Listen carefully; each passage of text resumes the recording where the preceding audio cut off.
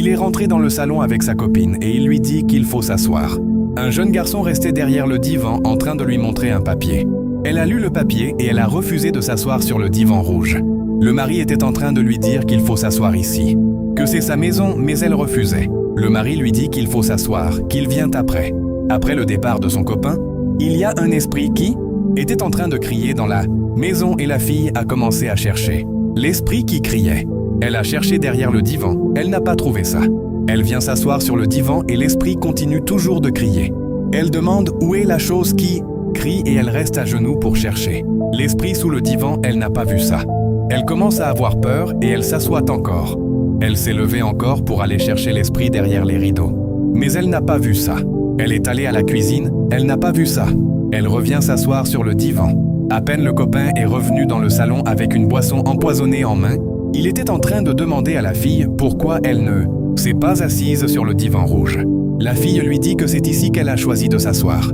Le copain a dit « Ok, il n'y a pas de problème » et il a donné la boisson à la fille à boire. À peine son portable a sonné, il a dit à la fille qu'il vient.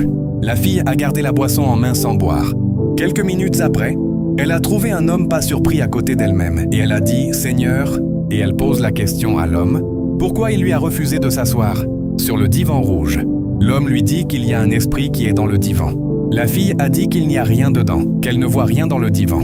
L'homme a dit qu'il va lui montrer. L'homme a soulevé sa main et a passé ses doigts devant la figure de la fille et la fille voit un esprit qui s'assoit sur le divan rouge. Elle a peur et elle dit « Seigneur » et elle commence à avoir peur.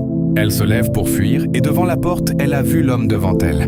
Elle demande pardon pour qu'on lui cède la voie pour qu'elle puisse fuir. À peine son copain était dans la brousse en train de passer un appel pour tuer la fille.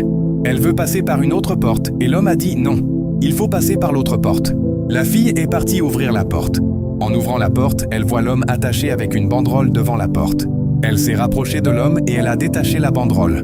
Elle a appelé l'homme, elle a attrapé ses bras et elle a soulevé l'homme. Elle l'a fait rentrer dans la chambre et ils sont sortis par une autre porte.